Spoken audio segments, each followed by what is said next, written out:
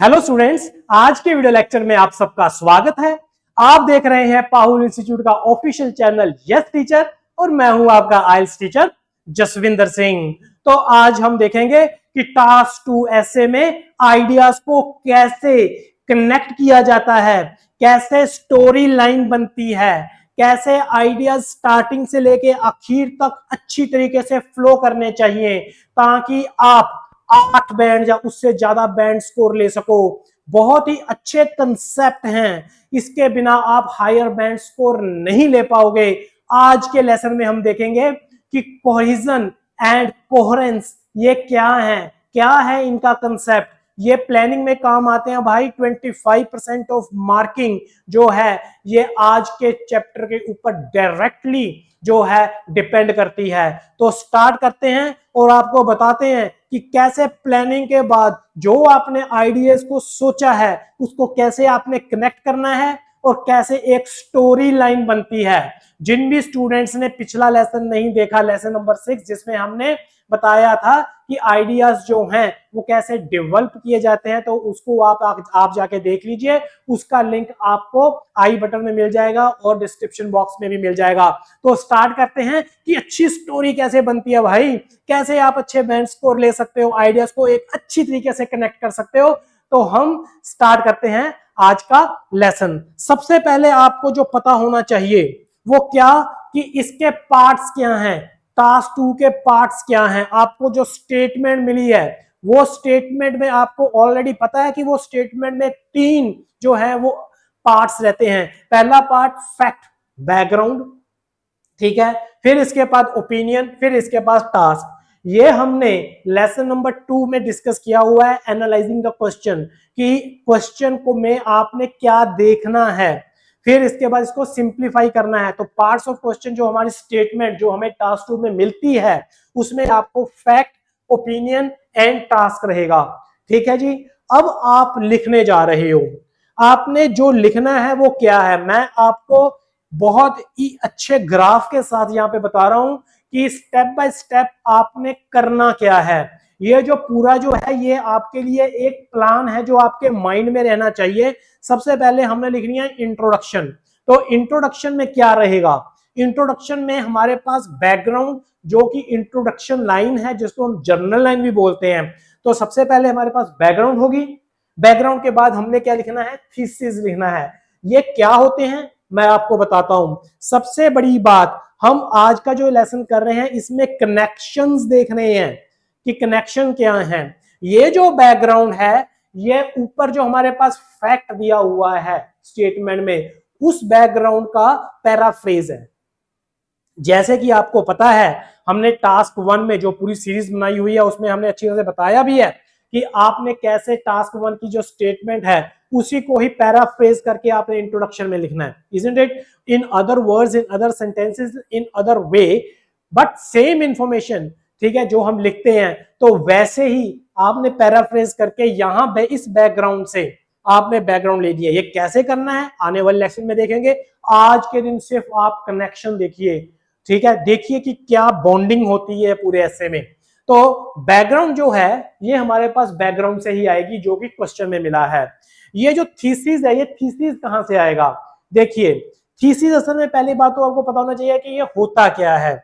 आपने thesis line में बताना है, जस्ट एक लाइन में बताना है कि आप इस एसे में करने क्या जा रहे हो, what you are going to write down in this essay in the subsequent paragraphs। ये आपने ये थीसिस लाइन के ये आपने थीसिस में लिखना है। तो मान लो कि ये जो ऐसे है जो है आपसे पूछा गया है प्रॉब्लम सॉल्यूशन के ऊपर, तो ये जो थीसिस है इसमें भी आप यही बताओगे कि इस ऐसे में मैं प्रॉब्लम डिस्कस करूंगा और इसके सॉल्यूशन भी डिस्कस करूंगा। तो मतलब कि आप बता सकते हैं कि आप लिखेंगे कि दिस ऐसे will explain the problem this issue and it's solution in the subsequent paragraphs. तो ये जस्ट ये मेंशन करने के लिए है कि आप करने क्या जा रहे हो, आप वही करोगे जो आपको टास्क में पूछा गया है। या फिर इन अदर वर्ड्स में आपको बता दूं कि हमने फोकस क्वेश्चन बनाया था, ठीक है, जो फोकस क्वेश्चन हमने बनाया उसी फोकस क्वेश्चन को हमने वहीं से हमारी थीसिस लाइन बनती है। ये फोकस क्वेश्चन क्या है, हम जो स्टेटमेंट है उसको सिंप्लीफाई करते हैं, ठीक है। एनालाइज क्वेश्चन करने के बाद सिंप्लीफाई करते हैं ताकि कोई पार्ट छूट ना जाए और अपने आप को, अपने माइंड को अच्छी तरीके से बताया जाए कि भाई एग्जामिनर ने पूछा क्या है। ठीक है ना, एक ही लाइन में बताओ सिंपल करके कि पूछा क्या है, उसको बोलते हैं फोकस क्वेश्चन। जिसको भी नहीं पता कि फोकस क्वेश्चन कैसे बनता है, हमने कवर किया है पीछे लेसन नंबर 3 में, आप वहां पे जाइए और वहां पे देखिए, यहाँ पे आई बटन में भी आप क्लिक करके देख सकते हैं। तो ये जो फोकस क्वेश्चन है, इसका डायरेक्ट जो लिंक रहता है ये थीसिस के साथ रहता है। ठीक है, मैंने अभी तक आपको क्या बताया कि भाई जो आपने इंट्रोडक्शन पैराग्राफ लिखना है, इसके दो मेन पार्ट्स हैं। तो पहला पार्ट जो है वो है बैकग्राउंड, जिसको आप जनरल लाइन भी बोलते हैं, जो कि ऊपर क्वेश्चन की बैकग्राउंड से आप शेप का पैराफ्रेज होता है, वहां से निकलता है। और दूसरा जो है वो थीसिस है, जो थीसिस है ये टास्क से निकलता है, जहां पे ये फोकस क्वेश्चन से आपने थीसिस बनाना होता है और इसमें लिखा जाता है कि आप इस ऐसे में क्या करने जा रहे हैं। और फिर इसके बाद आपका ये इंट्रोडक्शन पैराग्राफ जो है वो कंप्लीट होता है। और इसके बाद सेकंड जो पैराग्राफ रहता है वो होता है बॉडी पैराग्राफ। तो बॉडी पैराग्राफ जो है इसको हम बीपी बोलते हैं। तो बॉडी पैराग्राफ, पहली बात तो कितने आप लिख सकते हो, आप मैक्सिमम 3 बॉडी पैराग्राफ लिख सकते हो। ठीक है, अपनी पूरी इंफॉर्मेशन को 3 मेन पैराग्राफ्स में आप डिवाइड कर सकते हो। तो जिसमें 2 पैराग्राफ जो है वो तो आपने लिखने ही है, ये कंपलसरी है। जो तीसरा पैराग्राफ है ये ऑप्शनल है, आपको लिख सकते हो आप, अगर आपको जरूरत है, इफ रिक्वायर्ड, अगर टास्क आपको आपसे मांगती है तो आप उसको लिखिए। अदरवाइज 2 तो लिखने ही लिखने हैं, तो उसको हम बोलेंगे बॉडी पैराग्राफ 1, बॉडी पैराग्राफ 2, जिसको हम शॉर्ट फॉर्म में बोलते हैं BP1 एंड BP2। तो BP1 में आपने क्या करना है, इसके पार्ट्स देखिए। सबसे पहले आप लिखेंगे टॉपिक सेंटेंस। अभी ये टॉपिक सेंटेंस क्या है? टॉपिक सेंटेंस असल में इंट्रोड्यूस करता है कि आप इस पर्टिकुलर पैराग्राफ में क्या लिखने जा रहे हो। जो आपका रिस्पॉन्स है, रिस्पॉन्स को आपने डिवाइड किया। ठीक है, आपने BP1 में और BP2 में डिवाइड किया, और BP1 में आप क्या लिखने जा रहे हो उसके बारे में जस्ट इस टॉपिक सेंटेंस में लिखा रहता है, कि ताकि ये पहले सेंटेंस से ही पता चल जाए एग्जामिनर को कि BP1 में क्या है, BP2 में क्या है, और आपने जो इंफॉर्मेशन है वो किस तरीके से डिवाइड की है। समझ में आ गया? तो ये सबसे पहले आप लिखेंगे टॉपिक सेंटेंस, फिर इसके बाद आपका रहेगा मेन आइडिया, जहां पे जो आइडिया आपने डेवलप किया, और फिर इसके बाद उस आइडिया की सपोर्ट, जैसे कि हमने लास्ट लेसन में भी जो है डिस्कस किया था कि आइडिया को एक्सप्लेन कैसे किया जाता है। तो आप एक से ज्यादा आइडिया भी लिख सकते हो, एक से ज्यादा की सपोर्ट भी लिख सकते हो, तो वो आगे रहेगी नेक्स्ट आइडिया, उसकी सपोर्ट। सपोर्ट कैसे करनी है वो भी आपको ऑलरेडी पता है कि आपने रीजन देखना है, एग्जांपल देखना है, रिजल्ट देखना है, कंक्लूजन देखना है। तो जो भी एक्सप्लेनेशन, जो भी आप इसको बैक करोगे, आइडिया को एक्सप्लेन करोगे, वो उसको हम सपोर्ट बोलते हैं। ठीक है, आप देखोगे तो ये सेंटेंस है जिसको हमने SV लिखा है। ठीक है, और ये नेक्स्ट सेंटेंस है, ये नेक्स्ट सेंटेंस है S1V1 S2V2। इस प्रकार आप जो है लिखोगे अपना बॉडी पैराग्राफ, जिसमें एक या एक से ज्यादा आइडियाज भी हो सकते हैं, उसकी सपोर्ट हो सकती है, और ये स्टार्ट होते हैं टॉपिक सेंटेंस से। तो ये रहा आपका बॉडी पैराग्राफ 1। इसी तरीके से आपका बॉडी पैराग्राफ 2 रहेगा, उसमें भी टॉपिक सेंटेंस रहेगा, आइडिया रहेगा, सपोर्ट रहेगी, और इसी प्रकार ये जितने भी आप आइडिया, सपोर्ट 2-3 लिखना चाहो लिख सकते हो, लेकिन एक आपने कम से कम लिखना ही है। तो ये तो है इसके पार्ट्स की आपने कैसे। अभी देखते हैं कनेक्शंस क्या हैं, आपने कौन से कनेक्शन करने हैं। ये जो टॉपिक सेंटेंस है, टॉपिक सेंटेंस ये डायरेक्टली थीसिस से जुड़े हुए हैं। ठीक है जी, तो आप देखोगे ये जो थीसिस जो है फर्स्ट टॉपिक सेंटेंस से जुड़ा है, इसी प्रकार यही थीसिस जो है ये सेकंड टॉपिक सेंटेंस से भी जुड़ा है। कैसे जुड़ा है मैं आपको बताऊं। जैसे कि मैंने आपको बोला था कि मान लीजिए कि ये प्रॉब्लम सॉल्यूशन वाला जो है हमारा एसे है, टास्क में पूछा गया है प्रॉब्लम और सॉल्यूशन बताइए, तो थीसिस में भी आपने यही बताना है। ठीक है, कि आप प्रॉब्लम सॉल्यूशन लिखने वाले दिस ऐसे will explain the problem of this particular issue and solution of this issue in the subsequent paragraphs, ऐसे बुक करके आप मतलब थीसिस लिखोगे। ठीक है, अभी आप प्रॉब्लम सॉल्यूशन है तो BP1 में आप प्रॉब्लम लिखोगे, BP2 में आप जो है इसका सॉल्यूशन लिखोगे। BP1 में प्रॉब्लम और BP2 में आप लिखोगे इसका सॉल्यूशन। तो ये जो है इसका मतलब क्या है कि ये थीसिस के साथ बिल्कुल कनेक्टेड है। ओके, और ये दोनों जो हैं ये आपस में भी कनेक्टेड है, जिसको लूपिंग बोलते हैं। क्योंकि प्रॉब्लम और सॉल्यूशन ये दोनों एक दूसरे के अपोजिट हैं आइडियाज, ठीक है।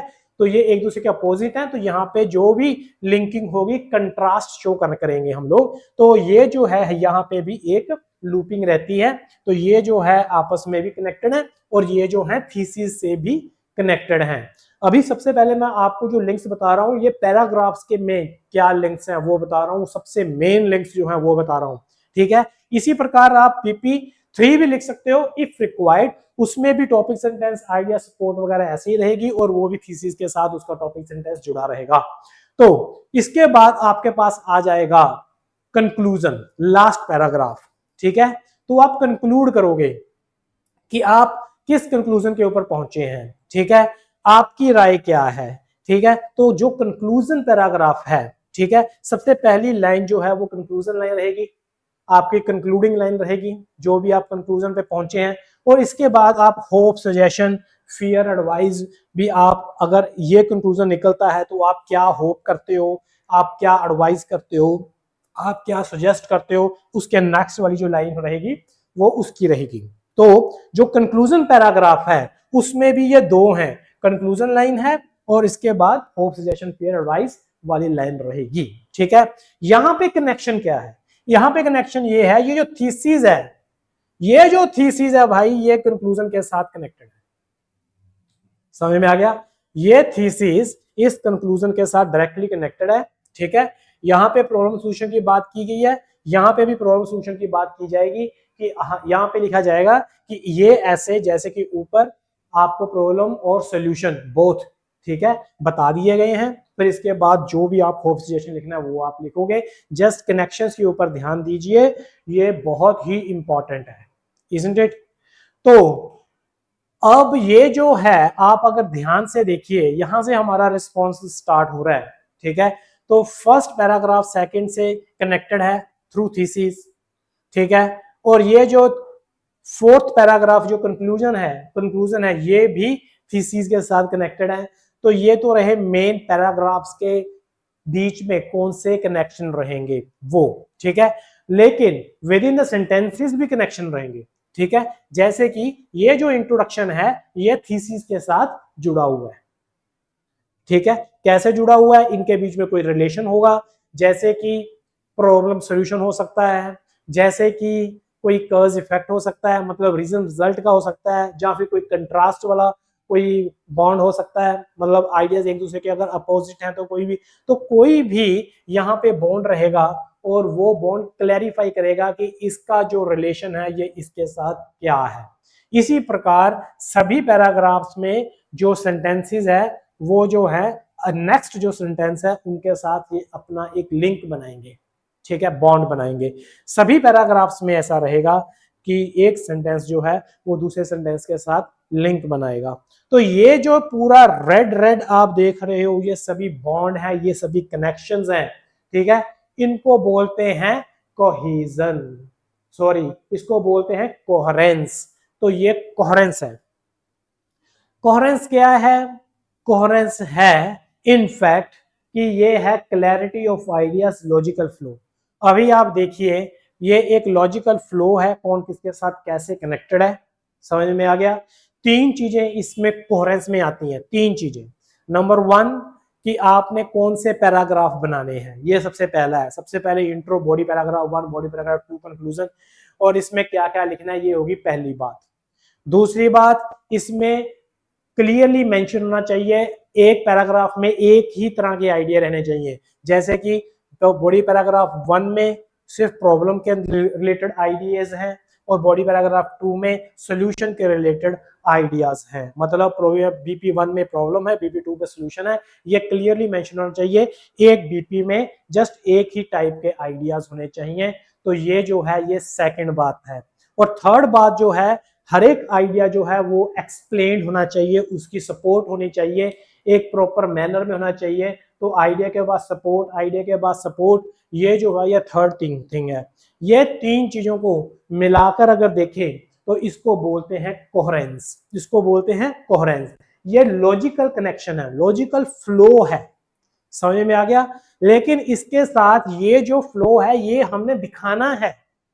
कैसे दिखाओगे आप, आप दिखाओगे लैंग्वेज के साथ, आप दिखाओगे वोकैबुलरी या ग्रामर के साथ, आप दिखाओगे, उसको बोलते हैं कोहेसिव डिवाइसेस, या फिर बोलते हैं लिंकिंग वर्ड्स।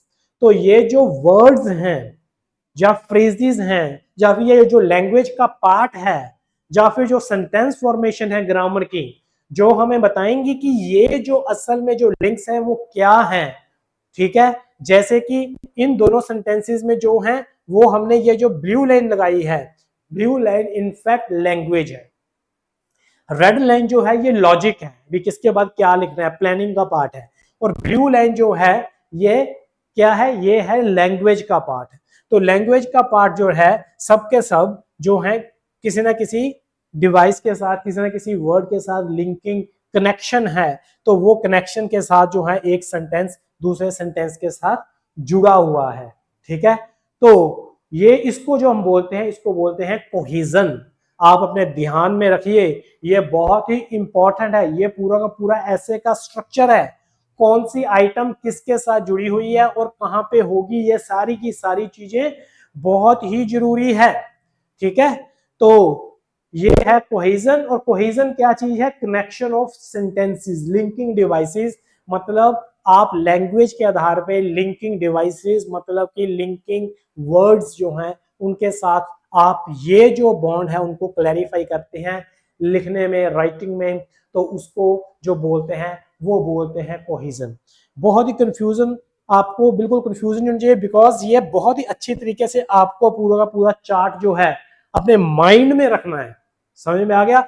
अगर मैं आपसे एक चीज पूछूं कि इस पूरे के पूरे चार्ट के अंदर कौन सा पार्ट सबसे इंपॉर्टेंट है, मान लो कि ये ह्यूमन बॉडी है, जैसे हमारी ये ह्यूमन बॉडी है, हमारी ह्यूमन बॉडी में ये सर है, ठीक है, नीचे भी आप लेग्स हैं, धड़ है, बाजू हैं, ये सब कुछ जो है आपस में कनेक्टेड है, तो एक पर्टिकुलर सीक्वेंस में सभी कनेक्टेड है और इसके अंदर भी सभी चीजें आपस में कनेक्टेड है।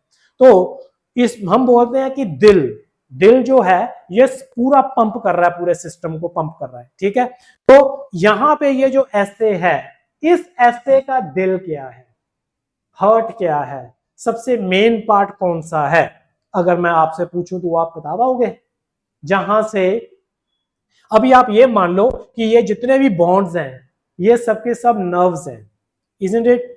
तो यहां से जो रक्त है, जो ब्लड है वो फ्लो कर रहा है, तो वो कहां से निकल रहा है? अगर आप ध्यान से देखिए कौन सा ऐसा पार्ट है जो कि सभी पार्ट्स के साथ कनेक्टेड है, इजंट इट? और वो आपको वहां पे दिख रहा है, वो है थीसिस। वो क्या है? थीसिस, बिल्कुल। जब डॉक्टर आपको चेक करता है मेडिकली, आपको कोई मेडिकल प्रॉब्लम है मान लीजिए और डॉक्टर के पास आप जाते हो, डॉक्टर आपको चेक करेगा, तो वो सबसे पहले क्या चेक करेगा? ठीक है, तो वो चेक करेगा आपका हार्ट, स्टेथोस्कोप लगाएगा और लिखेगा सबसे पहले हार्ट कि धड़कन है, अगर नहीं है यहाँ पे धड़कन तो बोलेगा भाई इसको ले जाओ। ठीक है, अभी इसका जो बॉडी है वो काम नहीं कर रही है, आप इसको ले जाओ। ठीक है, जवाब मिल जाएगा आपको, इजंट इट? वैसे ही आपका जो एग्जामिनर है टास्क 2 जो आपको चेक कर रहा है, वो सबसे पहले देखेगा थीसिस, यहां पे सीधा अपना वो फोकस लगाएगा। अगर ये थीसिस का कनेक्शन टास्क के साथ ना हुआ और ये थीसिस का कनेक्शन आगे इन मेन सेंटेंसेस, टॉपिक सेंटेंसेस के साथ और कंक्लूजन के साथ ना हुआ, मतलब आपका थीसिस काम नहीं कर रहा, बोलेगा कि ये आपका ऐसे ही काम नहीं कर रहा, इजंट इट? बात की बात बाद में रही, तो अगर आपका ऐसे काम नहीं कर रहा, लॉजिकल फ्लो नहीं है, तो वो बोलेगा कि भाई सीसी में गए, ठीक है, आपके सारे के सारे टीए में गए, आपके मार्क्स, बहुत सारे स्टूडेंट्स को ये प्रॉब्लम रहती है कि भाई मेरे तो स्पेलिंग मिस्टेक भी नहीं है, मेरी तो ग्रामर की जो फॉर्मेशन भी सही है, फिर भी मेरे सारे के सारे मार्क्स कहाँ चले गए? ठीक है, तो अभी मुझे सिर्फ 5.5 या 6 बैंड स्कोर ही क्यों मिले हैं? समझ में आया? उनको ये नहीं पता कि जो इनविजिबल पार्ट है, टीए टास्क अचीवमेंट और सीसी कोहेरेंस एंड कोहेजन, आपके मार्क्स ये खा गया, क्योंकि आपके जो आइडियाज हैं वो फ्लो ही नहीं कर रहे, वो एक दूसरे के साथ कनेक्शन ही नहीं बिठा पा रही, वो जो है एक स्टोरी ही फॉर्म अप नहीं कर पा रही। तो ये जो थीसिस है भाई, अगर ये थीसिस हो, सबसे पहले थीसिस देखेंगे। अगर मान लो कि ऊपर पूछा गया है प्रॉब्लम सोल्यूशन, तो यहाँ पे भी आप प्रॉब्लम सोल्यूशन की बात करोगे, कि आप प्रॉब्लम लिखने वाले हो, लेकिन यहाँ पे मान लो आप बात कर रहे हो एग्री डिसएग्री, एडवांटेज डिसएडवांटेज कुछ और ही बात कर रहे हो, तो मतलब आपका थीसिस में बॉन्ड ही नहीं है, कनेक्शन ही नहीं है, या फिर कोई और गलती है, किसी और के साथ आपका बॉन्ड नहीं मिल रहा, तो यहाँ पे सीधी गलती हो जाएगी, आपका थीसिस काम नहीं कर रहा तो पूरा एसे काम नहीं कर रहा। फिर इसके बाद अगर डॉक्टर है, सबसे पहले देखेगा आपका हार्ट, हार्ट के बाद मेन आपको यहाँ से आपकी नर्व चेक करेंगे, आपकी बाजू देखेंगे, आपके लेग्स में कि यहाँ पे क्या धड़कन है, पल्स है, ठीक है ना। वैसे ही सबसे पहले थीसिस चेक होगी, फिर इसके बाद टॉपिक सेंटेंस चेक होंगे, और फिर इसके बाद कंक्लूजन चेक होगा, और आपके जो मार्क्स हैं वो डिसाइडेड है, वो डिसाइड कर दिया जाएंगे। समझ में आ गया। एक ऐसे को कैसे चेक किया जाता है वो आपको यहाँ पे मैंने बताने की कोशिश कर रहा हूं। आपको पता होना चाहिए कि आपका एग्जामिनर आपके ऐसे के साथ क्या करने वाला है, ठीक है। तो जो भी वो करने वाला आपको पता होना चाहिए, आपने ऐसे भी उसी तरीके से लिखना है, इज़न्ट इट। तो उसे सबसे पहले थीसिस देखना है, फिर इसके बाद वो टॉपिक सेंटेंसेस 1 और 2 देखेगा, और फिर इसके बाद कंक्लूजन देखेगा, और आपके मार्क्स डिसाइडेड है, इज़न्ट इट। फिर इसके बाद वो पढ़ना स्टार्ट करेगा, जब वो पढ़ेगा फिर दोबारा, फिर इसके बाद वो वोकैबुलरी और ग्रामर, फिर उसके बाद में बारी आएगी, उसको देखेंगे, ठीक है। तो स्टेप बाय स्टेप जो है मैंने आपको यहाँ पे बताने की कोशिश की है कि कोहेरेंस क्या है और कोहेजन क्या है। बस ध्यान में रखिए कि कोहेरेंस जो है वो लैंग्वेज है, सॉरी कोहेरेंस जो है वो लॉजिक है, और कोहेरेंस जो है, ठीक है, वो कोहेरेंस जो है वो लॉजिक है, और जो कोहेजन है वो लैंग्वेज है। तो अभी मैं आपको एक चीज और यहाँ पे जो भी है अच्छी तरीके से बता दूं। अगर आपने न्यूज़पेपर पढ़ा है या फिर कोई भी आर्टिकल आप इंटरनेट पे पढ़ते हो जिसमें पैराग्राफ्स रहते हैं, इज़न्ट इट, तो आपका ध्यान कहाँ पे जाता है? सबसे पहले हेडिंग पे, फिर सब हेडिंग पे, फिर इसके बाद पैराग्राफ की जस्ट फर्स्ट लाइन पे। अगर आपको किसी ने न्यूज़पेपर पढ़ना सिखाया है, ठीक है, तो वो भी इसी सिस्टम को फॉलो करता है। समझ में आ गया। कोई भी ऐसे है कि मैंने ये पढ़ना है कि नहीं पढ़ना, सबसे पहले उसकी हेडिंग देखोगे, सब हेडिंग देखोगे, फिर ये वाला पर्टिकुलर जो है पैराग्राफ पढ़ना है कि नहीं पढ़ना, उसकी जस्ट पहली लाइन देखोगे कि इसमें क्या लिखा है। तो वही चीज है यहाँ पे भी, आपको जस्ट इसकी ये जो थीसिस है, थीसिस जो है ये इसकी हेडिंग के टाइप है, और उसके बाद टॉपिक सेंटेंस 1 जो पहली लाइन पढ़ी जाएगी, और कंक्लूजन भी जो है पहली लाइन है बिल्कुल पैराग्राफ की। तो इसके साथ ही पूरा पैराग्राफ सब कुछ समझ में आ जाता है कि आपने जो है आइडियाज को कैसे डिस्ट्रीब्यूट किया, आपको समझ में आया कि नहीं आया। तो ये जो है पूरा का पूरा ऐसे जो है एग्जामिनर को क्लियर हो जाता है, आपका रिस्पॉन्स क्लियर हो जाता है, और आपके मार्क्स डिसाइड हो जाते हैं। तो आपको अच्छी तरह से समझ में आ गया होगा। अभी मैं आपको फिर भी अगली स्लाइड्स में बताता हूं कि भाई कोहेरेंस क्या है, ठीक है, और कोहेजन क्या है। ये जो कोहेरेंस है, बार बार मैं आपको बोल रहा हूं, ये क्लैरिटी ऑफ आइडियाज है। जो मैंने अभी आपको रेड जो बताए सिग्नल, ठीक है, जो आपको बॉन्ड्स बताए, वो सारे के सारे कोहेरेंस का पार्ट है। जो कोहेरेंस है इसमें 3 पार्ट है भाई। सबसे पहले क्लियर स्ट्रक्चर, मतलब कि बॉडी पैरा पहले सबसे इंट्रो लिखना है, BP1 लिखना है, BP2 लिखना है, तो वो जो कंक्लूजन लिखना है, ये जो है स्ट्रक्चर बिल्कुल क्लियर होनी चाहिए। दूसरे नंबर के ऊपर 1 मेन आइडिया, BP1 में एक ही मेन आइडिया होना चाहिए, उसके ऊपर आपने आइडियाज बाकी लिखे हुए हैं, जैसे कि BP1 प्रॉब्लम के ऊपर है और BP2 में सोल्यूशन है, ठीक है, ये मिक्स नहीं हो सकते। और तीसरा जो है लॉजिकल ऑर्डर, आप कोई भी जो आइडियाज लिख रहे हो वो आइडियाज अच्छी तरीके से प्रोग्रेस होने चाहिए, उसकी सपोर्ट होनी चाहिए। तो ये जो है ये रेड पार्ट है, जो अभी मैंने आपको ग्राफ बताया, ये कोहेरेंस का पार्ट है, ठीक है। और कोहेरेंस आपको जैसे कि ये भी कोहेरेंस का पार्ट है कि मतलब 2 सेंटेंस हैं वो आपस में जुड़े रहेंगे। अभी 2 जो सेंटेंस हैं वो किसी भी मतलब, एक तो पहली बात तो ये है कि आपने उसका डिटेल्स लिखनी है, कंसेप्ट की स्पेसिफिक डिटेल्स लिखनी है। दूसरी बात वो किसी ना किसी बॉन्ड से जुड़े रहेंगे, जैसे कि कॉज इफेक्ट, जैसे कि प्रॉब्लम सॉल्यूशन। तो वो बॉन्ड जो है वो क्लियर होना चाहिए with in the sentences, isn't it, with in the paragraph, ठीक है, बिटवीन सेंटेंसेस। तो आपको ये भी चीज समझ में आ गई।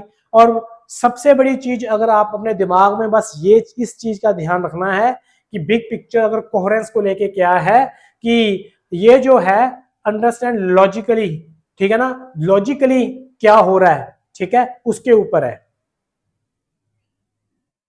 ठीक है, आइडियाज इजी टू अंडरस्टैंड, ठीक है, एंड लॉजिकली ऑर्गेनाइज्ड। वो ऑर्गेनाइज्ड लॉजिकली होने चाहिए, आसानी से समझ में आने चाहिए। ये सब कुछ जो है ये है कोहेरेंस। और व्हाट इज कोहेजन? कोहेजन क्या है जी? ठीक है जी, अभी जो कोहेजन है it is connection between sentences. अभी आप लैंग्वेज का सहारा ले रहे हो, वर्ड्स का, ग्रामर का सहारा ले रहे हो, ठीक है, वोकैबुलरी का सहारा ले रहे हो, लिंकिंग वर्ड्स का सहारा ले रहे हो, उस बॉन्ड को स्पेसिफाई करने के लिए उसको बोलते हैं कोहेजन। क्लियर है जी? तो इसमें आपकी की पूरी ग्रामर, वोकैबुलरी वगैरह आ जाएगी, लिंकिंग वर्ड्स जैसे कि however, therefore, in addition, as a result, ऐसे जो कुछ भी है। लिंकिंग वर्ड्स आपके प्रोनाउन आ जाएंगे, दिस, दिस, सच, क्योंकि ये रेफर करते हैं किसके साथ, पीछे लिंक है। पैरेलल स्ट्रक्चर्स, आपके ग्रामर की स्ट्रक्चर बिल्कुल एक जैसे होने चाहिए, ठीक है, एक ही टेंस, एक ही फॉर्मेशन में रहनी चाहिए।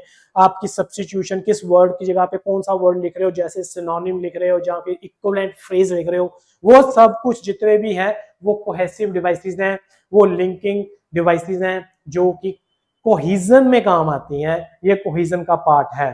तो लैंग्वेज, आप बस सिंपल सी बात ये जो याद रखनी है, कोहेरेंस जो लॉजिक है, कोहिजन लैंग्वेज है। और ये सब कुछ आपको जस्ट एक ग्राफ जो है उस ग्राफ से बिल्कुल क्लियर हो जाएगा, जो मैंने सबसे पहली स्लाइड में आपको बताया। उसको अच्छी तरीके से देखिए कि भाई अब ये जितने भी कनेक्शन हमने यहां पे, ठीक है, दिखाए, वो सभी के सभी जितने भी कनेक्शंस हैं, चाहे वो कोहेरेंस है, चाहे वो कोहेजन है, बिटवीन द पैराग्राफ्स है, बिटवीन द सेंटेंसेस है, चाहे वो रेड कलर में है या ब्लू कलर में है, वो सब के सब जो हैं उनको कैसे आपने एग्जीक्यूट करना है, कैसे आपने लिख के बताना है, कौन से वर्ड्स यूज करने हैं, तो वो सब कुछ हम अभी स्टेप बाय स्टेप स्टार्ट करेंगे नेक्स्ट लेसन से। मैं आपको बता दूं कि भाई हमारी राइटिंग जो है वो स्टार्ट हो चुकी है, ठीक है। यहाँ पे आपका आपके माइंड को पता चल गया कि आपने कैसे चलना है, कैसे आपने आइडियाज को जोड़ना है, कौन से पार्ट्स बनाने हैं, वो पार्ट्स का दूसरे पार्ट के साथ क्या रिलेशन होगा, कैसे जुड़े होंगे, तो ये सब कुछ पहले आपको पता होना चाहिए। अभी ये जोड़ना जो कुछ भी है, कैसे दिखाना है, और ये जो पार्ट है ये देखेंगे हम नेक्स्ट लेसन में। तब तक के लिए नमस्कार, जय हिंद।